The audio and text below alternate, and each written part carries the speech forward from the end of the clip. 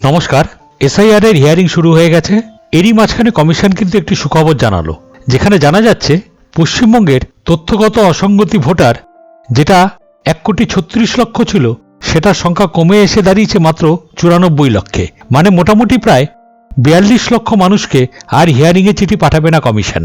তো এখানে অনস্ক্রিনে আপনারা একটি প্রতিবেদন দেখতে পাচ্ছেন, যেখানে বলা হয়েছে পশ্চিমবঙ্গে তথ্যগত অসঙ্গতির ভোটার 1.36 কোটি থেকে কমে 94 লক্ষ জানালো কমিশন।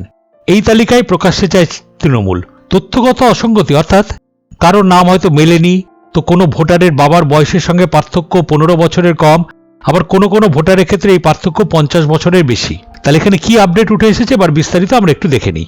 পশ্চিমবঙ্গে ভোটার তালিকার নিবিড় সংশোধনের এসআইআর এর সময় নির্বাচন কমিশনের তথ্যগত অসঙ্গতির তালিকায় অর্থাৎ লজিক্যাল ডিসক্রিপেন্সি নাম ছিল 1,36,00,000। তবে শুক্রবার কমিশন জানালো সেই সংখ্যা কমেছে। 1,36,00,000 নয়, তথ্যগত অসঙ্গতির সংখ্যা কমে দাঁড়ালো 94,49,000, অর্থাৎ 41,51,000 কমলো।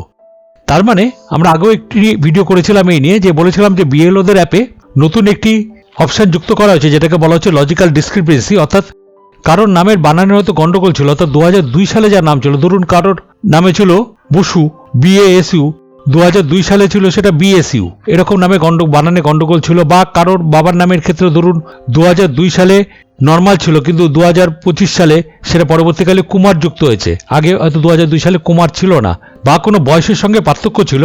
তা তখন বিএলওরা কিন্তু তাদের কাছ থেকে, সেই সব ভোটারদের কাছ থেকে তথ্য চেয়ে পাঠিয়েছিল। তথ্য চেয়ে পাঠিয়ে তারা তাদের যে অ্যাপ আছে সেই অ্যাপের মাধ্যম দিয়ে কিন্তু সেটিকে সংশোধন করে দিয়েছিল। এখানে কিন্তু সেটাই বলা হয়েছে।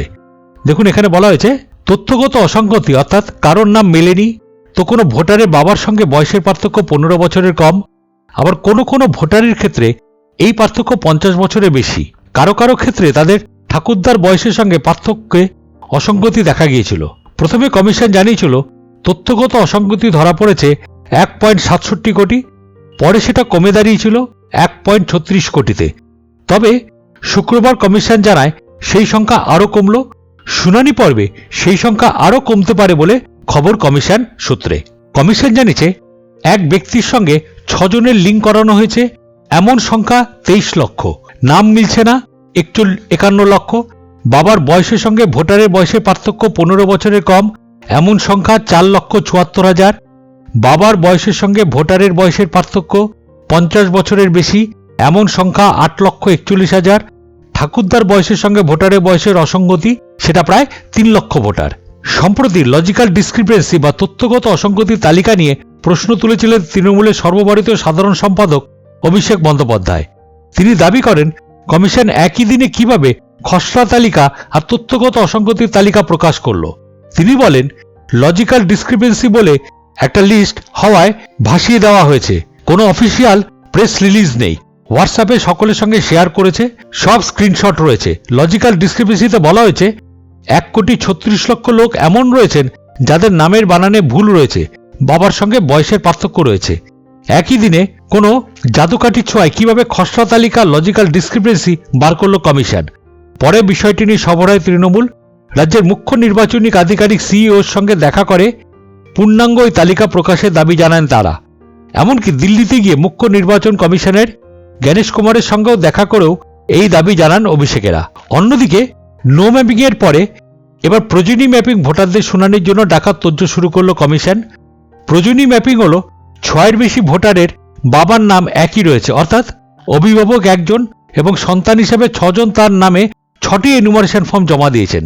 সূত্রের খবর 100 জন ভোটারের বাবার নাম একই রয়েছে, এমনও ঘটনা আছে। প্রয়োজনী ম্যাপিং এর তালিকায় রয়েছে প্রায় 24 লক্ষ ভোটার।